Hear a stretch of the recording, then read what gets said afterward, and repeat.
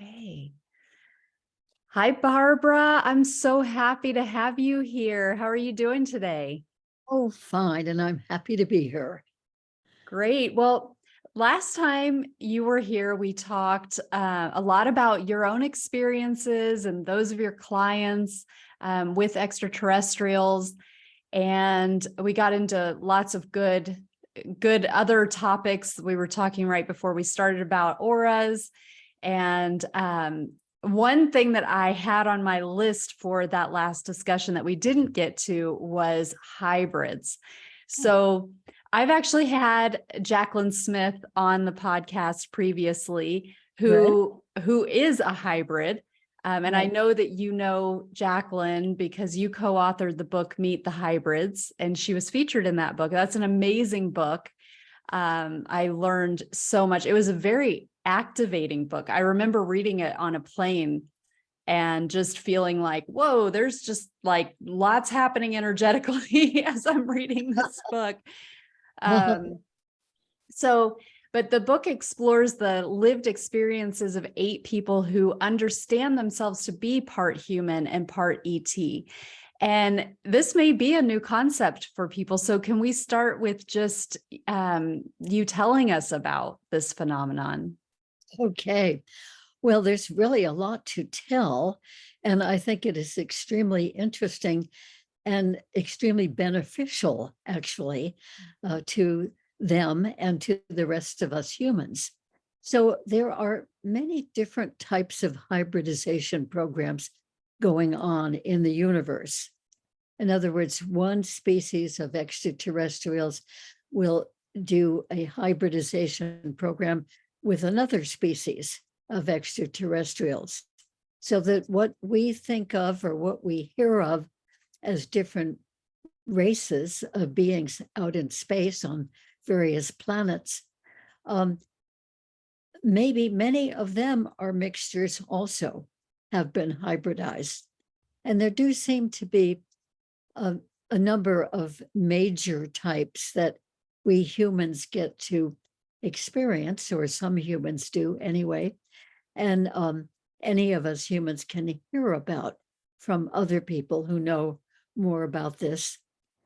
And so there are major types like the Pleiadians and the Syrians, the Andromedans, the Arcturians, the small Zeta beings, the tall white Zetas, just to mention a few that many people who are interested in this subject are familiar with. But there are many, many species beyond that where a lot of this hybridization is going on. Also, now, for quite a while, we don't know how many years or how many centuries it's been going on, that there's been hybridization from the extraterrestrials combining with people on Earth. So when I started learning about this in 1991, when I started working with clients who had had extraterrestrial encounters of many different types, I began to be aware that some of them were having hybrid children. Now, they may not have known that for decades, that they had had hybrid children, but they had been taken earlier in life, like maybe even in childhood or teenage years or adult years up till about age 50 or so, that once in a while they were taken by a particular group of extraterrestrial beings, and the beings removed eggs from their ovaries, and they combined those eggs with male sperm that had been taken from human males, and by reproductive material and genetics from that extraterrestrial species, sometimes material for more than one extraterrestrial species. And then those little embryos that were formed were subsequently placed in the woman or girl teenage girl. And then she became pregnant. And usually it's very typical that the girl or woman would go to a gynecologist, feeling different, feeling pregnant. And then the gynecologist would confirm, yes, yes, indeed, you are pregnant. And sometimes if the embryo was, 1.5 or 2 months along in development, they would take an ultrasound and there it would be. So she really was pregnant. And then suddenly, one morning, she'd wake up and she'd not feel pregnant anymore. And that would go on for days often. And then she would go to the gynecologist again and said, it's really strange. I just don't feel pregnant anymore. And they would do another thorough check. And the doctor would say, no, that's right. You're not pregnant anymore. So when did you get your abortion? And she would typically say, I didn't have an abortion. And then he would say, well, when did you have your miscarriage? Trying to explain the missing piece. Yeah. And she would say, I didn't have a miscarriage. I'm sure I would have been aware of it. I mean, it would have been painful and there would have been material, but I didn't experience anything like that. So it's a mystery for those two people, the doctor and the woman. And then to try to explain it, the doctor would typically say, well, sometimes the embryo pulls away from the wall of the uterus, the lining of the uterus, and just gets absorbed into the system. So perhaps that's what happened. But what really happened was that the extraterrestrials had come and removed that embryo from the uterus and taken the embryo on board the ship and put it in a special tank. These tanks have been described by some people who've experienced this and have been taken to the ship to see this, that the embryo developing into a fetus and into, a full-term baby remains in that tank of special fluid. And the tanks look like glass tanks, according to the witnesses who have seen them. And the glass tanks are completely attached to a machine, probably, feeding oxygen and nutrients and warmth, perhaps, into the tank so that the hybrid baby gestates very well. And then at a certain time, approximately 9 months, we think, that baby is taken out from the tank and wrapped up in little blankets and then raised, nurtured and raised in the air on the spaceship. And that little baby, of course, is hybridized and grows into being a hybrid child and eventually a hybrid adult. And those hybrid adults usually remain on the ship and work with the beings. And in some cases, they may be taken to a planet and live with that civilization. But they're usually, first generation hybrids done in that way are not human enough to come to Earth. And, they wouldn't be able to withstand our, excuse me, our viruses and bacteria. And they would look rather odd, from our point of view. They probably would not be readily accepted. So they don't come and live here. But those hybrids sometimes combine reproductively with another human. And then that offspring is 2/3 human and 1/3 hybrid.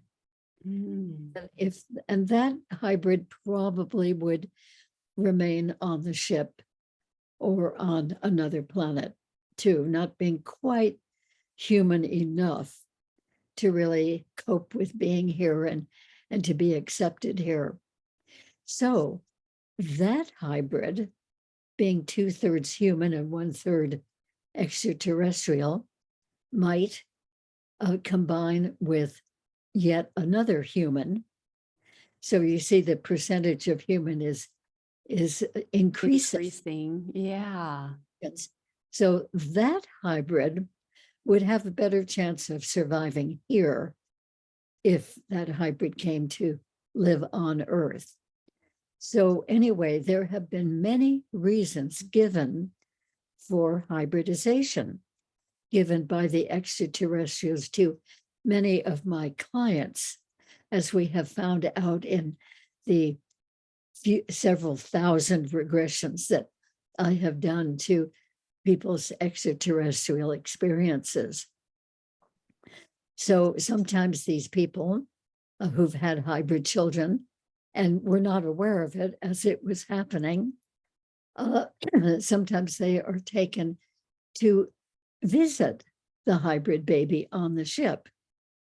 And so they might be taken as early as the gestation period in the tank that I have mentioned. And sometimes a woman is taken when the baby is a quote unquote newborn baby removed from that gestation tank. And different women react in various ways. That was my next question. How do people feel when they see their baby, but it's not fully human? Yes, well, that's a remarkable experience. And some of them are kind of freaked out by it. And they're always asked to hold and nurture that baby. And some of them will do it very reluctantly, or I know of a couple of women who just refused. I mean, it just can't be mine. I mean, it just, because she hadn't been aware of the process of eggs being taken and then an embryo being put in her. The extraterrestrial beings who do this, have remarkable ways of doing these things without the person being aware of it, because the person is made to be not in a conscious state while these things are going on. So it sometimes is just a complete shock to the woman who's taken and shown a newborn baby and who looks rather different, kind of human, but not fully human, sometimes quite different altogether. And then to be told that it's her baby is, very distressing for some people.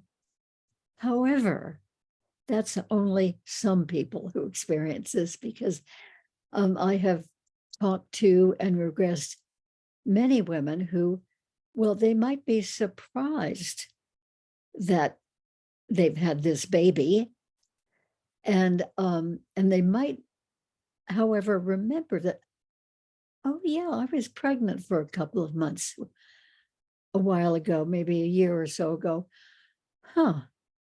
Well, oh, they don't understand how it all happened, but it kind of makes sense. And some women, when they're presented with one of these babies and said that it's hers, that they welcome it. They just have so much of a maternal rush of feeling that they will just open their arms and just embrace that baby and, want to know the baby, want to nurture the baby. And many women really would like to be able to bring back that hybrid baby, or even when the hybrid is a child, and raise that one here on Earth with or without other children she may have. And those maternal rushes are really strong in some of those people. So it's quite a mixture. Also, men who have had their sperm taken for this purpose, and they're genetics, their sperm is there in that baby, they sometimes are taken also. But I've not known of men to be taken when the baby is really in the tank or even newborn or even in the baby stage. But once in a while, I have regressed a man who's been taken to see a boy or a girl, a child, a hybrid child of his. And the child might be, 3 years old or 4 or older. And I think that that's even more of a surprise to a man, because of course he hasn't had the experience of being pregnant for Mm, a couple of months. So that could be even more of a shock. right. Yeah. So I will go on to say too that um, there are other means that the beings use for reproduction with humans. Sometimes they will take a male on board, a human male, and arrange it that that man will be copulating with an extraterrestrial female. Oh, wow. Yeah. And they're given like the equivalent of a bed and a room, and they are enticed to do that act. And then, right at the very moment that it counts, the beings will come and collect the sperm. That's Mm, one way they do it. And then in other cases, they'll let the act be complete, and their female extraterrestrial will carry the hybrid baby. mm, So you see, there are various ways that these hybrids can be accomplished, right. created. And all of this going on with most of the people who experience these things having no awareness of it consciously, or very little. They might have like a little flashback of something Mm, that suggests this. And of course, the women who have had the mysterious pregnancy and what we call the missing fetus, um, when they're presented with a baby, sometimes they will remember immediately, oh yeah, I was pregnant for a while. Well, how did the baby get here? Or they'll think, oh, that's what happened to that pregnancy. I uh, always wondered about that. I've wondered about that for years in many cases. So it is just a mysterious thing. But apparently, the hybridization program is really, really important to a lot of the groups of extraterrestrial beings. And one time I counted up 16 different reasons for hybridization that had been given by my clients in regressions. This was several years ago that I made this count. So it could be that there were even more reasons given. So the extraterrestrials think that this is a very important thing to do, because they know, you see, they have been living for so many thousands, maybe even millions years before the human race began. So they know a lot more about long, long reaches of time. So they know that any civilization going on for millennia does well to combine with the stock of another species, similar enough. In other words, bipedal, 4 legs, 4 arms, standing upright, so forth, and nicely developed brains. So they know that that mixture of species among them and with us really is a helpful thing in the long run. And many of these beings have said to my clients, and it comes out in regression, that's how we know about it. They have said that their own race is in danger of dying, and they need to sort of refurbish their genetic pool, refurbish their stock, so to speak. And they look at humans as very interesting species to combine with. And we have characteristics that they don't have. And of course, they have characteristics that we don't have. And they are particularly fond of the fact that we have emotion. And we also, compared to some of them, we have sturdier stock in our bodies. So, we see More physical. yeah, well, even in the physical realm, some of them are more, very thin, other what we would call spindly, and weaker, and they see humans as having, a lot of energy and stamina and all kinds of physical things that we like to do and can do. So they like that, and they like the emotion, and they also, some of them really like the creativity that humans have. As far as I know, and I don't know everything, I know a lot, but I don't know everything.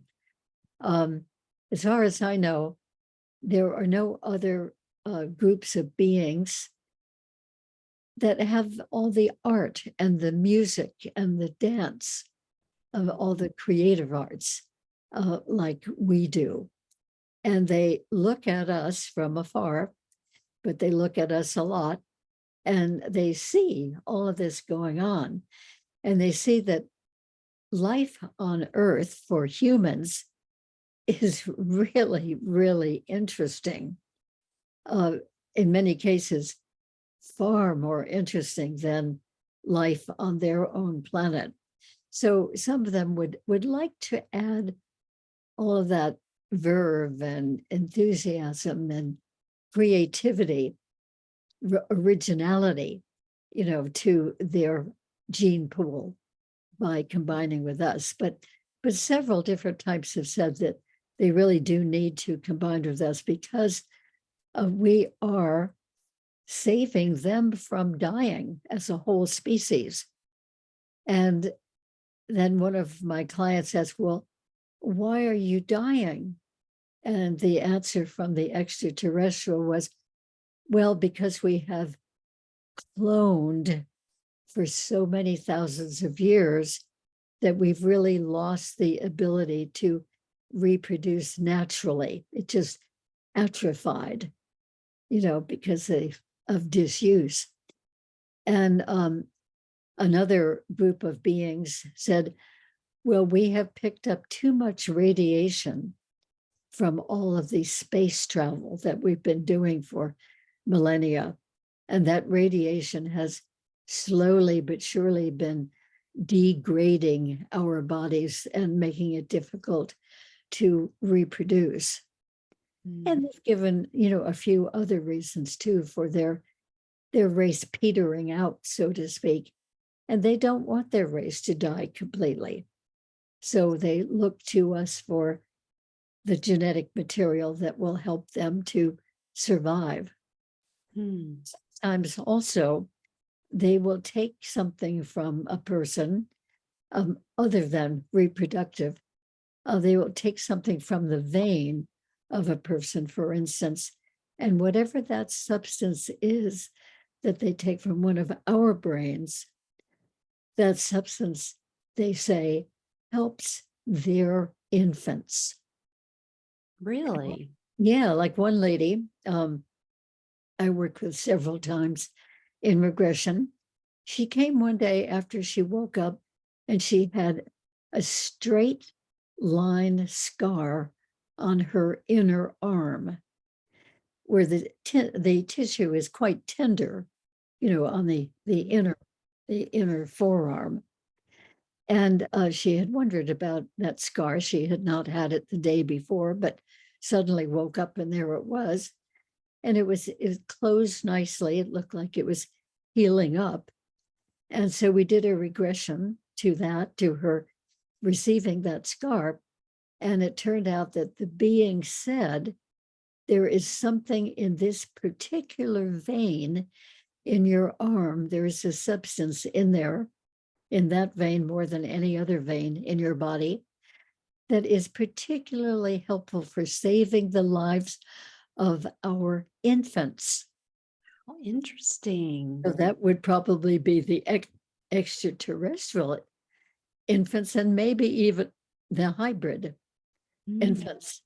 I don't know, but anyway, she felt very pleased that this scar on her arm meant that she had helped to save the life of someone, even though she would probably never know who that someone was. And then it just happened that a while later, her husband, who was also experiencing extraterrestrial encounters and had for, most of his life.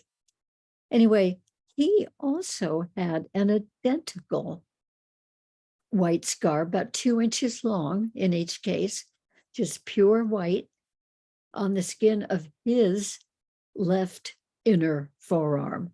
No kidding. Yeah. And so a husband and wife with the identical scar. So we assume, we may not be correct, but we assume that maybe it was the same procedure with him, that a particular substance from that vein in the forearm, inner forearm, was helpful for saving the life of some infants, or certainly of some use to them in some way, or they wouldn't bother to do it. I thought that was very interesting. Yeah. Well, there's been a lot of interest in these children, the hybrid children, certainly with experiencers being taken on board to meet them. And I've worked with a couple of women who, in fact, a few separate women who were taken when they themselves were in their 50s or 60s. They were taken on board to meet their hybrid children. It seems like they had not met the hybrid children before that. Sometimes they had been previously told by the extraterrestrial beings that they had children, that they had hybrid children on the ship. But sometimes they didn't get to really see them, or at least as far as they know, they didn't get to see them until they were in their 50s or 60s. I had a few of those cases recently. And then the hybrid child was more of an adult by that time.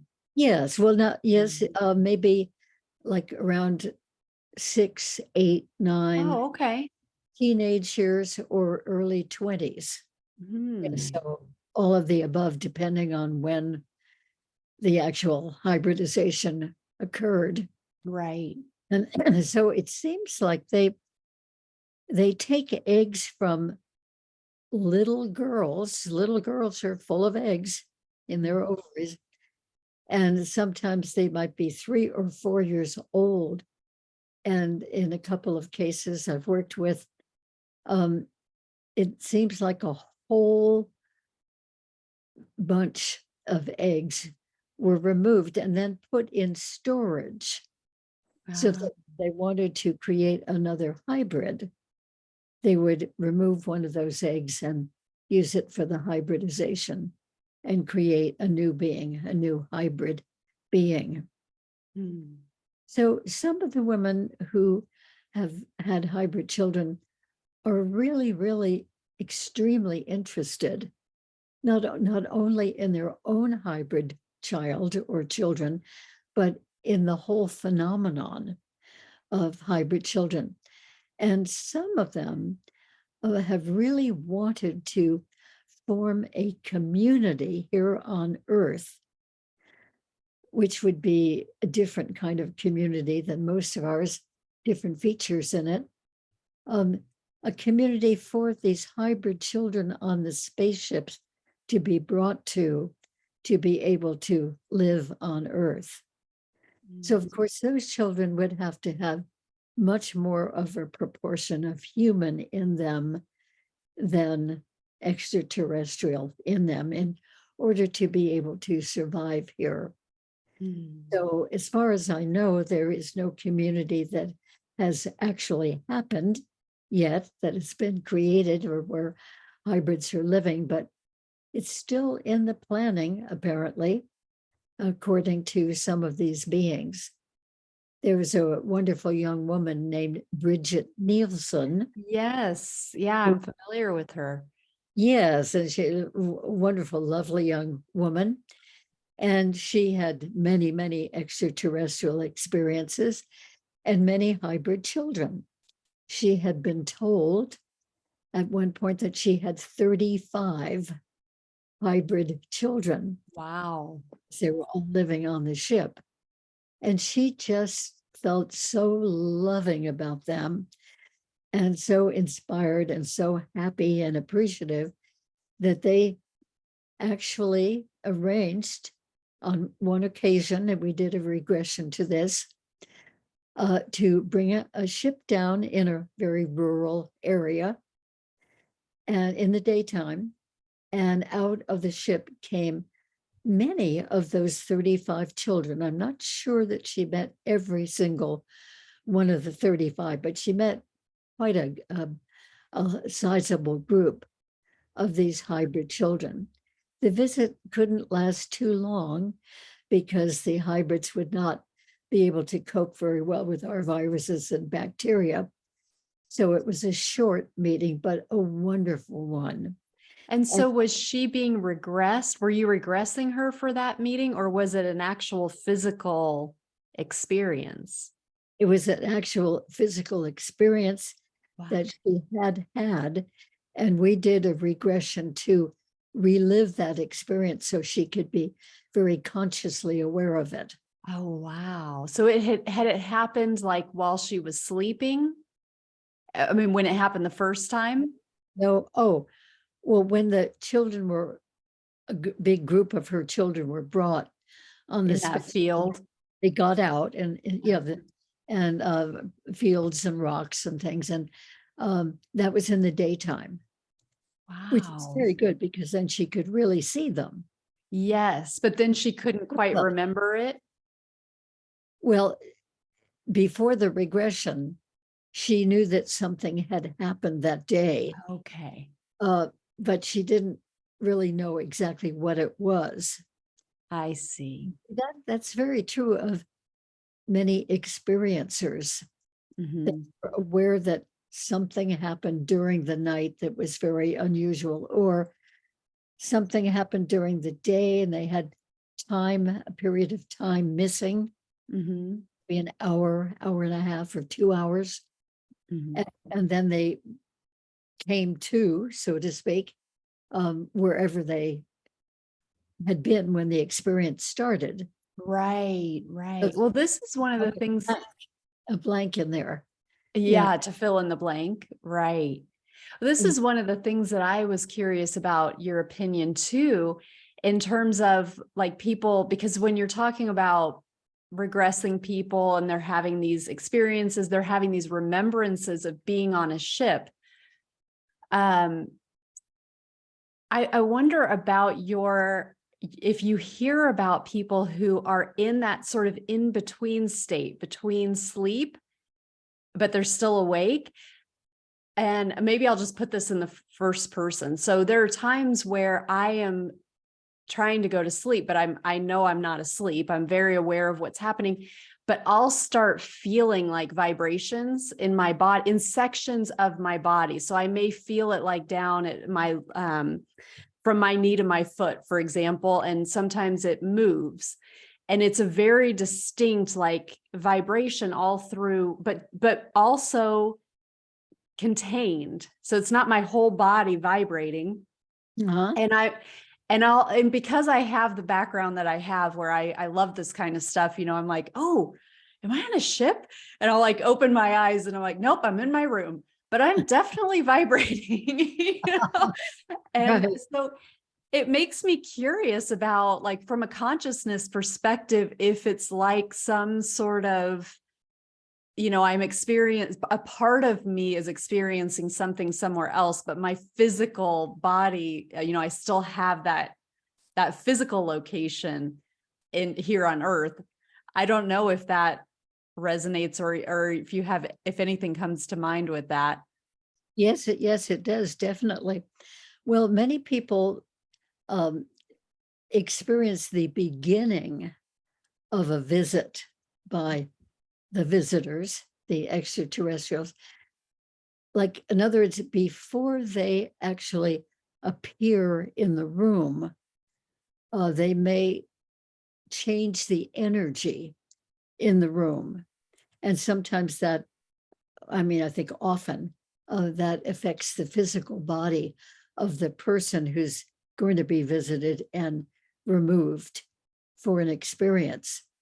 So you're conscious during that preliminary part, Oh, okay. and the vibration, the feeling in your body. And then you may not realize it, but you're slipping out of conscious awareness while the beings actually come into the room and remove you and take you Oh, up onto a ship. and remove the physical body? Well, very often they take the whole physical body. Mhm. They arrange to move us right through a wall Mhm. or a ceiling. I've had that happen myself. And sometimes they will take just uh, the non-physical body, the astral body that we all have, whether we're aware of it or not. Mhm. And of course, that would be easier for them, I would think. But then I don't know how these mechanics of all of this work. Um, Yeah. so, yeah, so sometimes the experiences seem to be physical, but they may be happening just in the astral body. But the Okay. astral body is very connected to the physical body. So if the astral body is taken and the physical body is left remaining in the bed or wherever the experience begins, um, different things can be happening to that astral body, such as implants being put in or uh, markings put on that astral body or scoop shape marks or whatever. And it will then appear in the physical body Oh, back wow. on Earth. Mm. Sometimes it's really hard to tell, Yeah. whether a person is being taken in the physical body or the astral body. It's Well, almost, it's the same thing. right. I mean, if you're having the physical manifestation or representation, and it's just through the astral, but it's coming onto the physical body, it's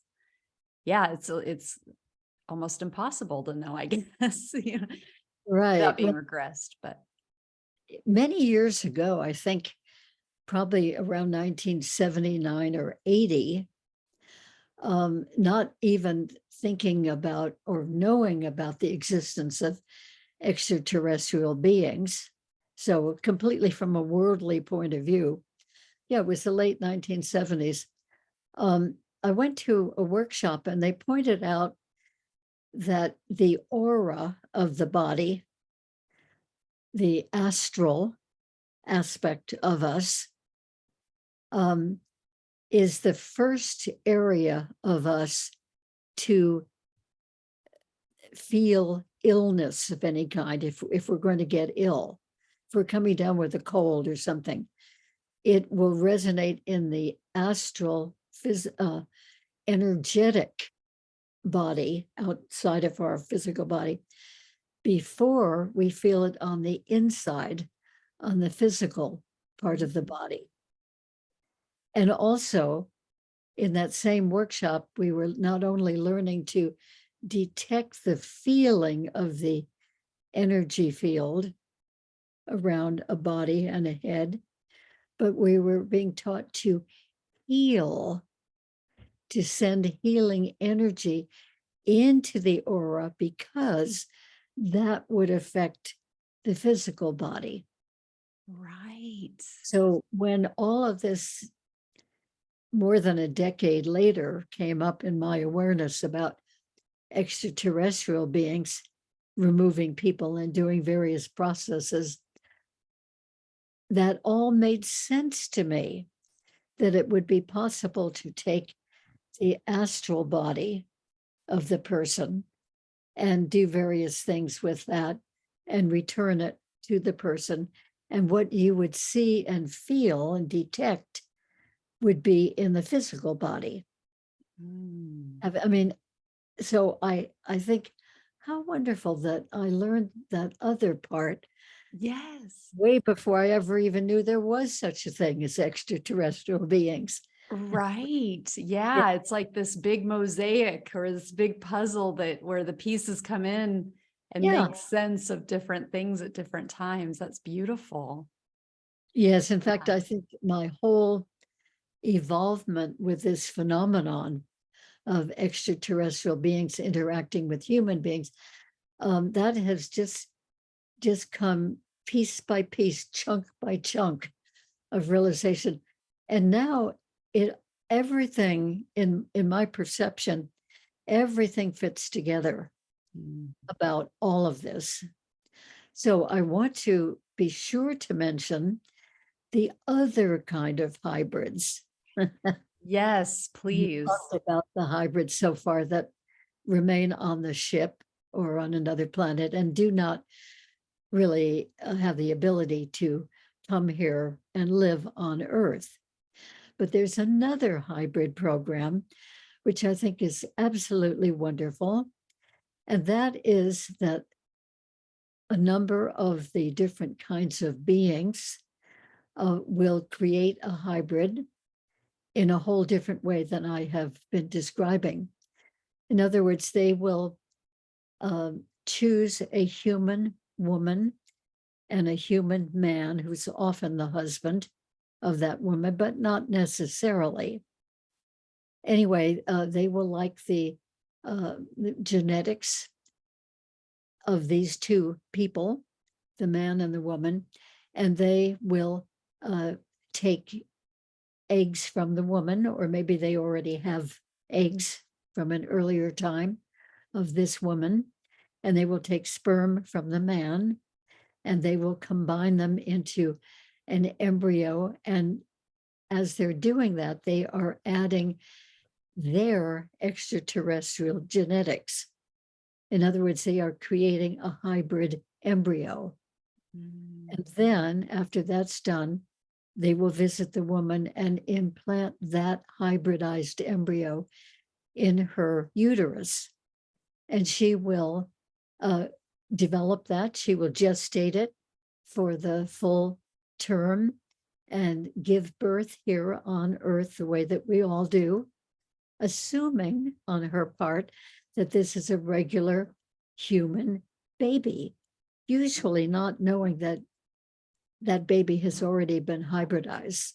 So that baby is, treated just the way we normally do treat babies and looks perfectly human, is mostly human in proportion, and will grow up like all of our children do and come into adulthood and, have lives like the rest of us.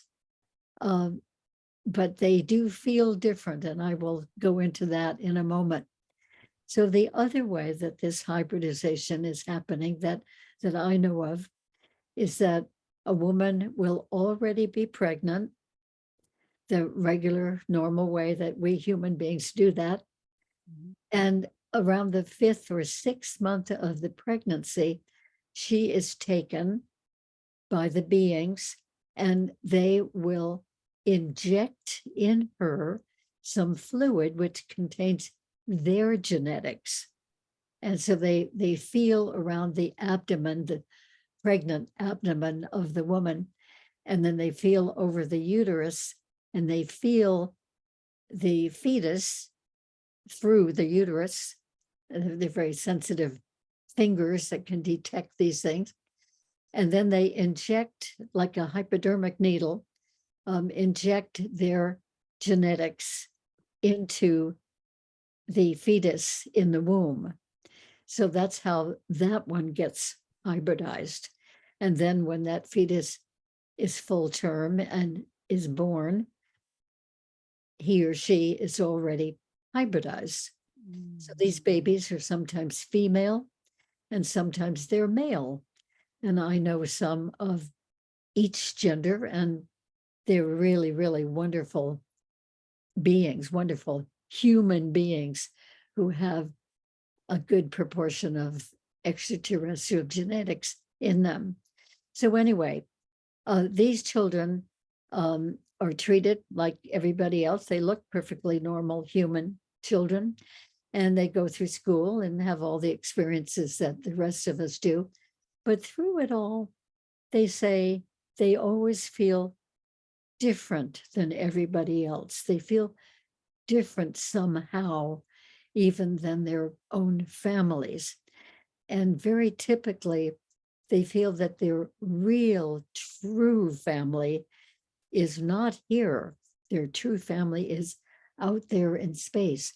And many of them, as children and young adults, will go out frequently and look up at the night sky and say, "Where are you? You know, why aren't I with you? Why don't you come?" They don't know who they're talking to, but they just have that very, very strong sense that their true family is out there, and that this is some other type of family that's taking care of them. Of course, their parents are not pleased to hear this. And the parents assure them that they were born right here and that they are their children. But nevertheless, they carry that feeling. Also, from a very early age, they notice that they're different in the sense of having a lot of psychic perceptions, and that they have the ability to know what other people are thinking. In other words, they have the ability to have telepathy. And they notice that they see auras around people, and they can know exactly who has a headache or who has a stomach ache or who has a backache without anybody indicating that themselves.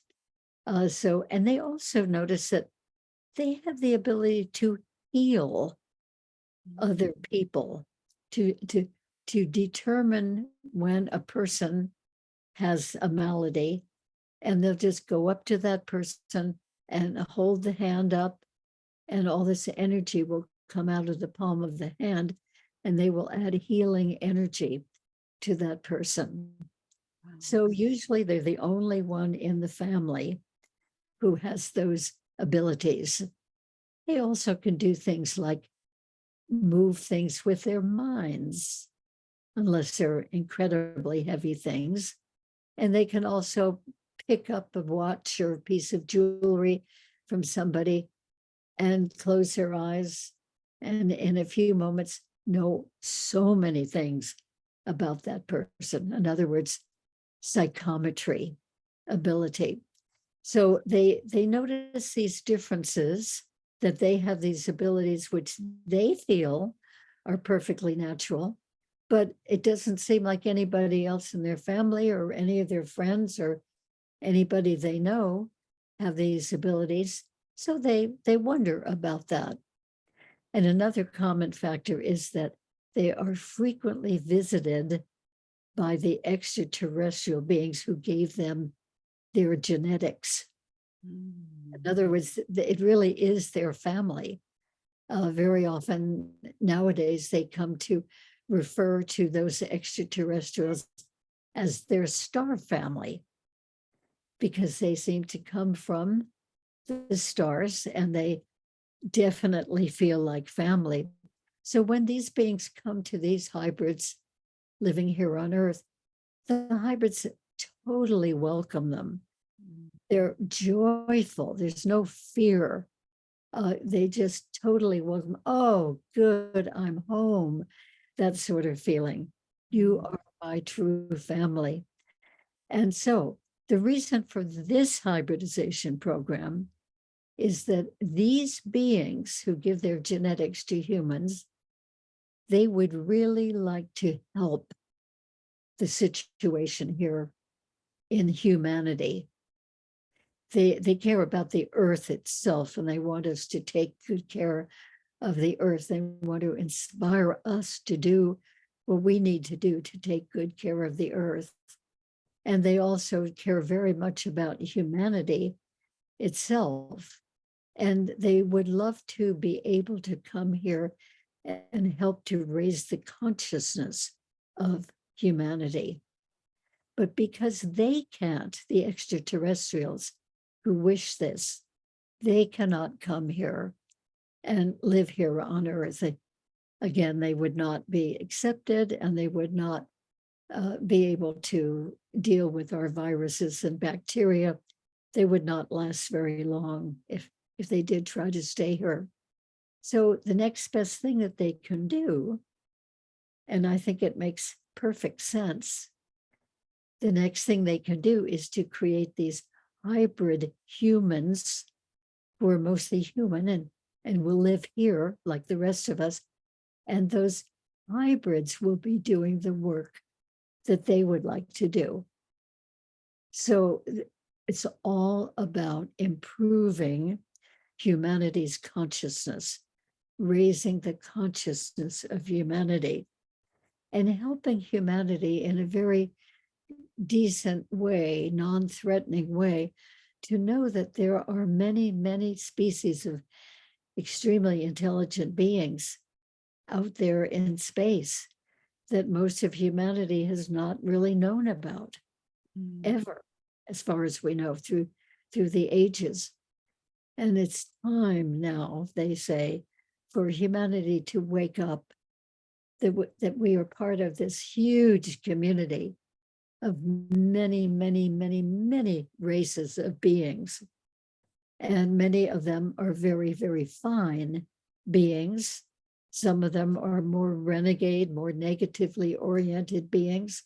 But we need to know about those too, because they also have some influence on humans, whether we realize it or not. So, but they particularly want us to raise in consciousness and embrace the fact that there are these many very benevolent beings out there in space. There is a big galactic federation of nations. We would call them nations. They would call them species out there in space. And it's rather like our United Nations in a way, in that there are representatives in that council from many, many different races of beings from different planets, different parts of the cosmos. And so it's a very large group. And the more negatively oriented beings who try to do negative influencing, they are not allowed to be part of that council. But the benevolent ones are part of this galactic federation. And these beings would really like to see human beings be part of that council. We have not qualified for that yet, because we're still waging war, and there are so many negative things happening through greed and deceit and honesty, and the murders and the killings and gangs. And I mean, we're just not anywhere close to being accepted into that community. But because we have wonderful qualities too as human beings, they would really like to see us advance and develop and get rid of these negative behaviors and qualify for being part of the Galactic Federation. So there are certain themes that have come through from the beings in each one of the hybrids that Miguel Mendonça and I have interviewed at great length for the book Meet the Hybrids. And it's been so interesting that every single one, we actually interviewed 9 people for the book, but cut it down to 8 because of the size the book was developing into. And so each one of the 8 people said very similar things about their experience of being a hybrid. And they all wondered and have asked their beings, well, what about God? What is your understanding of the spiritual nature of things and your notion of God? And they all said, we are all part of the one great creative source. That's how they referred to it, the great creative source. And we are all one, O-N-E, one. So every one of these hybrids was totally imbued in that view and wanted that to be known, that we're all, no matter what species we are on the earth or elsewhere, we are all part of the great creator source, and we are all one. When you say that, when you say we're all part of that great creator source, you said it twice, and I could feel in my spine this like vibration, it like a surge of vibration, and it was so beautiful and so pronounced. Yes. And so I love to just highlight that, because the fact that it happened twice makes me think that other people may pick that up when they're listening. So there's something about that that is resonating with me in my spine. Yeah. But yeah. Well, me too. And that's why I said it twice, because when I say it, I feel something so special and so expanded. Yes.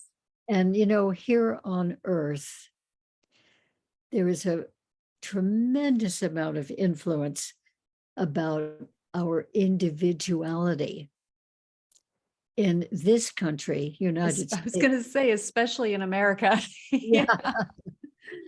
We've been taught from earliest times, I think, that each one of us is an independent person and we have independent rights and so forth. And all of that's very good. I believe that too.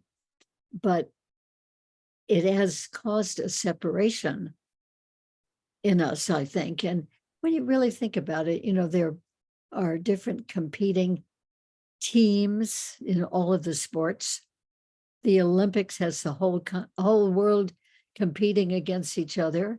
Separateness, in other words, separateness. Yeah. And different monetary systems, different political systems, different customs, different races, different looks, different styles, different political parties.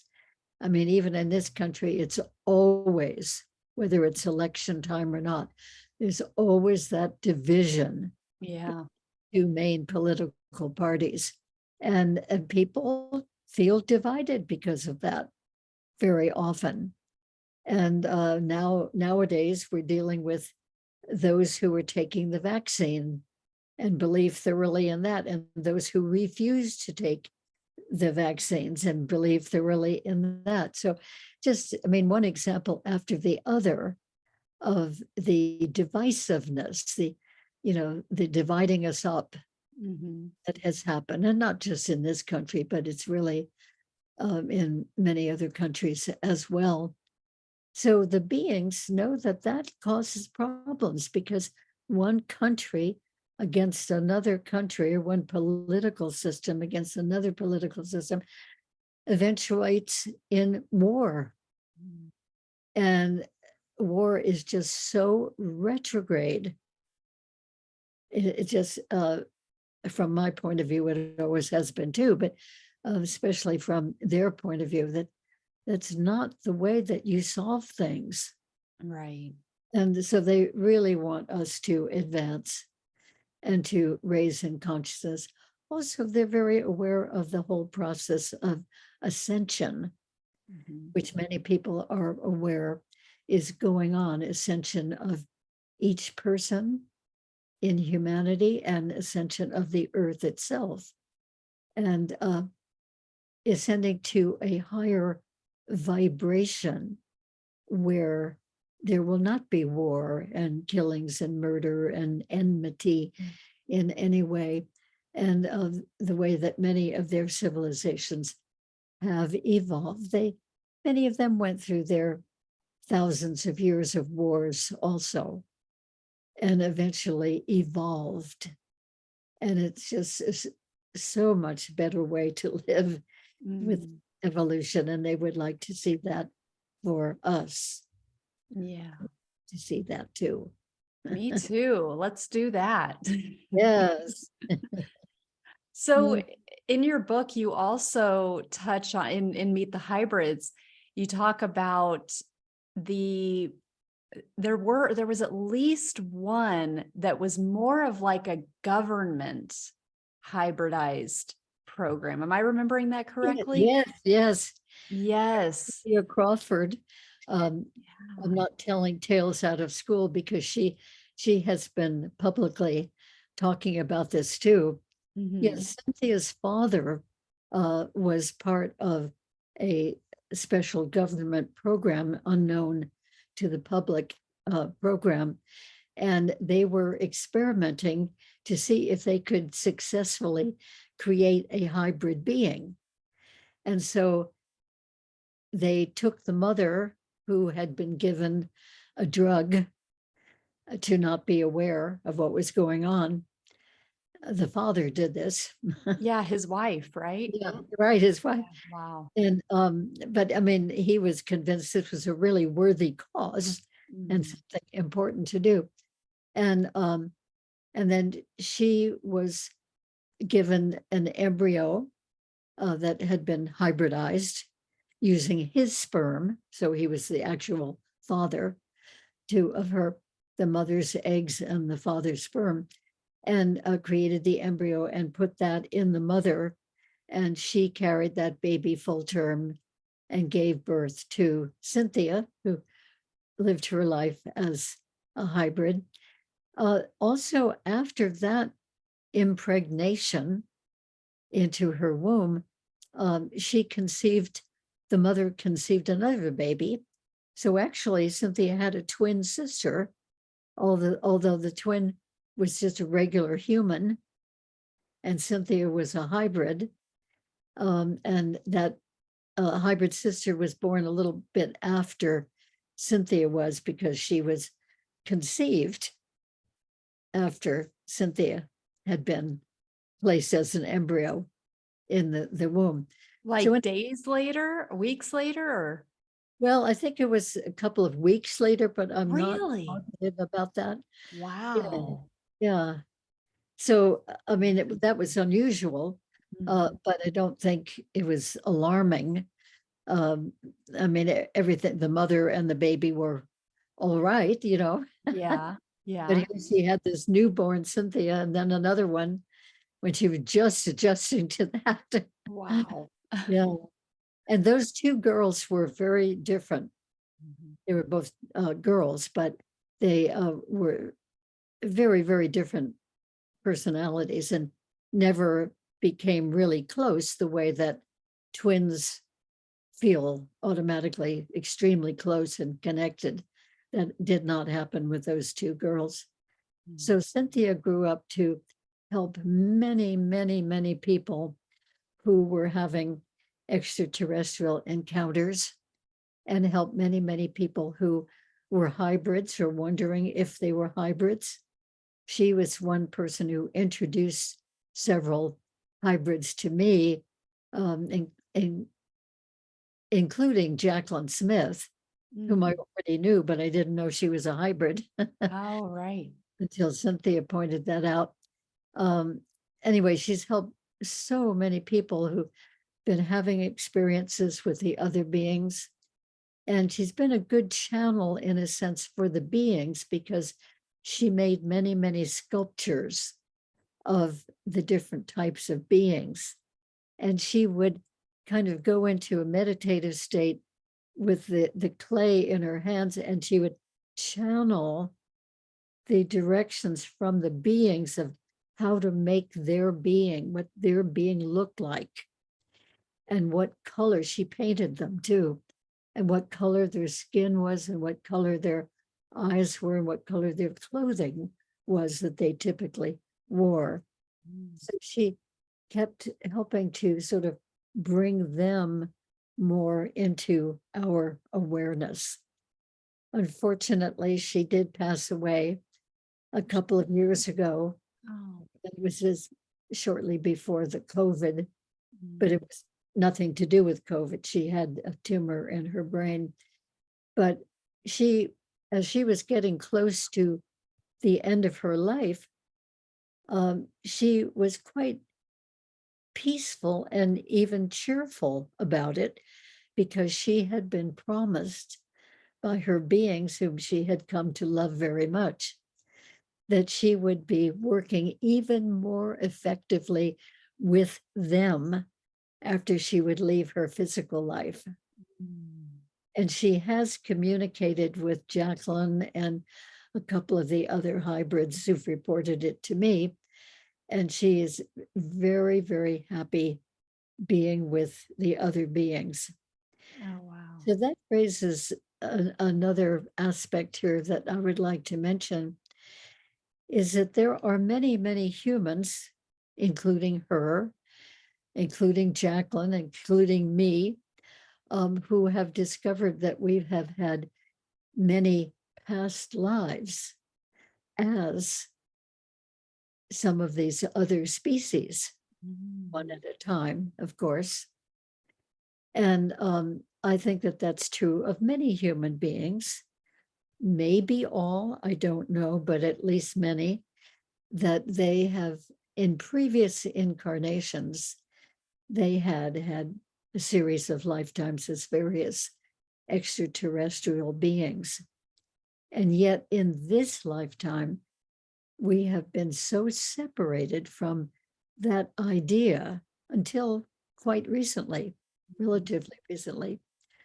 And I think it's a wonderful thing to really consider that we who've always thought of ourselves, of course, totally as human, and we are human now for these lifetimes, but we had experience being other types. And when we realize this can help us to, I think, be more interested in those other types. And what would it be like to be a mantis being?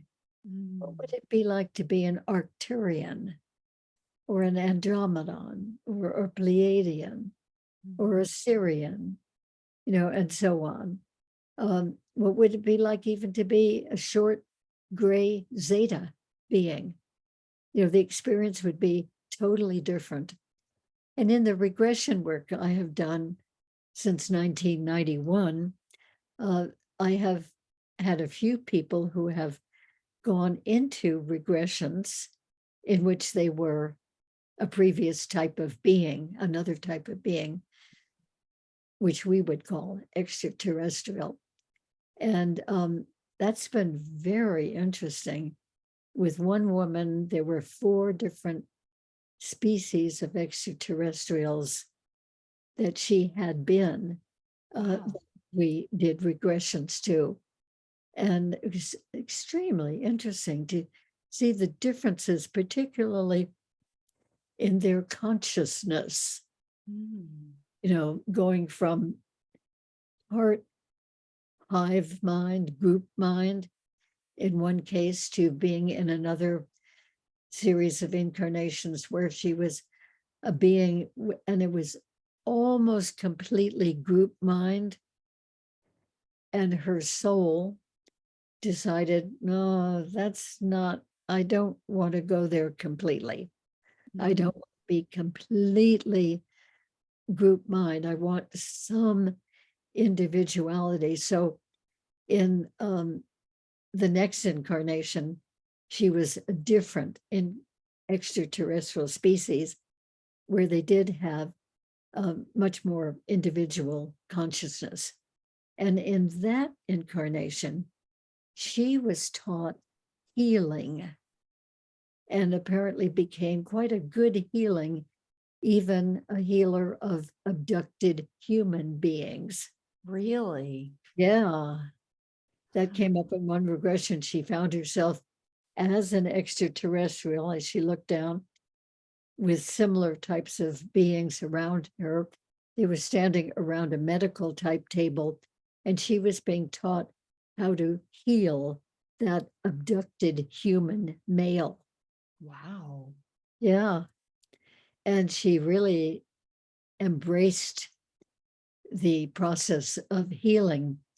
And then in this lifetime, not knowing about that at all, grew up like the rest of us do, she became very effective in working in a large corporation. And she was moving up the corporate ladder, so to speak, in management, doing very, very well for a relatively young woman. And then at some point in her 30s, she suddenly dropped out of that work, even though she had a great career ahead of her, and became a healer. Hmm. And just knew that she needed to be healing people, and studied healing with Barbara Brennan back in New York, learned very effective ways of healing. And during that time, when she was still getting the healing training, we did a regression, and we went into that series of lifetimes. We did several regressions. And in the last one, we went to when she was the extraterrestrial learning healing of an abducted human man. That was the one that apparently really influenced her eventually in this lifetime to be a healer. So that regression happened back in the 1990s, and she's still very effectively doing her healing work at a clinic, healing clinic in San Fernando Valley of Southern California. Yeah, so I mean, how wonderful. Yes. Yeah. It's just phenomenal. The whole concept of the human hybrids, and you've touched on kind of the soul perspective of it as well, because when we talk about ascension, and we're all kind of on this planet at this really ripe and unusual time for humanity, really unique time. Each of us and each of the hybrids that we've talked about, they also have their soul spark. So they've got the soul that is embodying the genetics. So we've talked a lot about the genetics, but Yeah. there's also the soul where, and you mentioning like how many of us have had past lives in, off planet, off Earth. But when we step back and we think about the whole architecture of the design of what we're in and what's happening, and the big picture and the eternal aspect of who all of us are, Yeah. and being here at this time, and what it means. And it's really amazing, because even those of us who may not have the genetic, the genetic uniqueness of a hybrid experience, like Jacqueline or like Cynthia, or the 6 other people in your book, and the many, many other people that probably don't even know that they're hybrids, But then there's the soul aspect, the completely etheric part of us that is, that is, I don't want to say separate from the genetic side, but not necessarily more than our genetics, I guess I should say, is Yes, well, the soul continues on through Right. all of these lifetimes and the time in between lifetimes, and the soul makes a choice about what it's going to be, what culture or what planet even it's going to be incarnated on. It doesn't have to do that, it just chooses to. So the soul, as I'm learning more about it all the time, or trying to, the soul is learning and developing through eons of time. And the way that it most particularly does develop is through having a lifetime somewhere. Now, we're accustomed to thinking of lifetimes on Earth, and most of us probably have had many, many, many lifetimes on Earth, and this can be found out through regression, which is really fascinating. But we can also have lifetimes as other species on other planets if we choose to as a soul. And I think that that's a very important change, actually.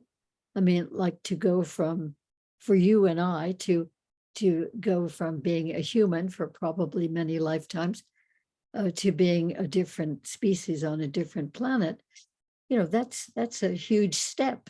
And yet it's all contributing to the growth and development of the soul. I Yes. think it's really wonderful that we can do that. Yeah.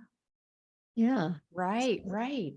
So one of our hybrids, Jacqueline Smith, whom you mentioned earlier, Jacqueline Smith has the ability to give a star origin reading. That's what she calls it. Mhm. It's a session, kind of like a psychic sort of session, but focused on the lifetimes that we have had, and particularly the lifetimes that we have had as different species. So she can look back to the very beginning of our souls incarnating anywhere, and then trace it back through different species of extraterrestrials that we have been. Our soul chose to do that. And then, of course, into this lifetime. Mm. And I would imagine she would have the ability, if we asked her, to trace back a number of the lifetimes that we've had here as humans.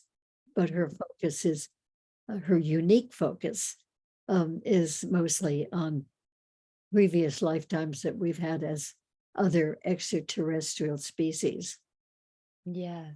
Some of that influence comes through, I think, at least when she was giving me my star origin reading, which I appreciate so much. She gave this reading to me back in 2015, and it still just resonates wonderfully with me every time I think of any of that. And when she mentioned certain types of beings that I had been, I had an enormous amount of resonation with that. For instance, she mentioned that for several lifetimes I had been a mantis being, Mm. and immediately felt this big burst of light and love in myself and said, "Oh, no wonder I've been so loving, so positive about the mantis beings and talking to so many people about the mantis beings. They're wonderful, wonderful beings." Whereas a lot of people I had met along the way, I thought, oh, those mantis beings, they're like great giant bugs, felt really uncomfortable with them.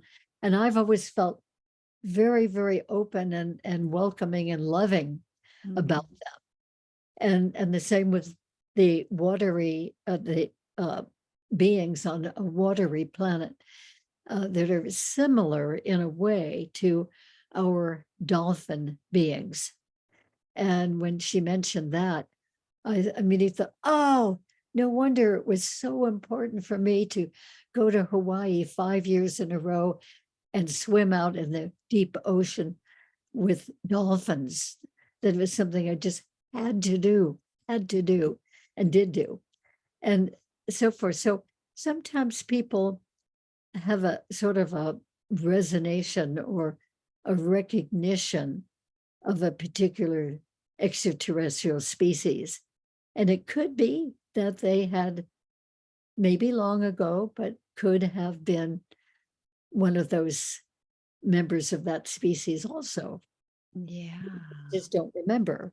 We don't Right. consciously remember our past lives in most cases. Maybe the rare person does, um, but the wonderful thing is that if we want to know, we can find out in regression. So I have done hundreds, probably a few thousand past life regressions. And most of those have been to previous lives on Earth, but a few of them have been to the experience of extraterrestrial beings coming to Earth. And that began happening before I ever even began regressing people to extraterrestrial experiences. Oh, really? In other words, just doing in the late 1980s, for instance, having been studying past life regression therapy, being trained for 5 years. During that time, even before that time, when I first did any regressions at all, a couple of times somebody found themselves in the regression on a different planet and being a different kind of being. Wow. So, that sort of got my attention. Yes. Maybe we really do have lifetimes on other planets as other types of beings. Right. Quite a number of them that have come up. Probably at least 50 or 60 regressions I've done where people have found themselves as another kind of being on a different planet, whether Yeah. to Earth for a visit or not. They were that type of being.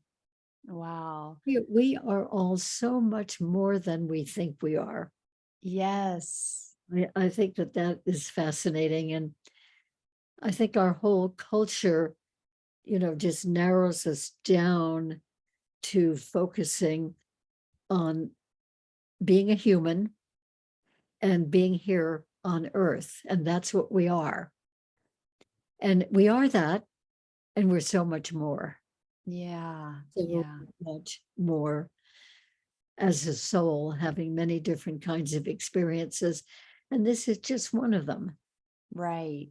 Well, and I love how you were earlier talking about, over your career of having all of these regressions and all the learning that you've been doing and the expanding and the exploring and how things that haven't made sense when you first learn about it, excuse me, or, they find their place, they find, ultimately it may take a while, but eventually it's like, oh, that's how that fits in. And I've had similar experiences where, I could have heard about an ET hybrid human, years ago and just dismissed it as fantasy or, that's not real. I'm not going to be tricked, that kind of a thing.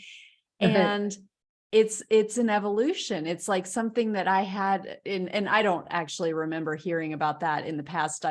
I'm kind of using that as an example, but there have been things that have it was not something that I could accept when I first heard about it. And Sure. then over time, other things come in and it finds its place of a way that it makes sense and that it fits in and it actually is really logical.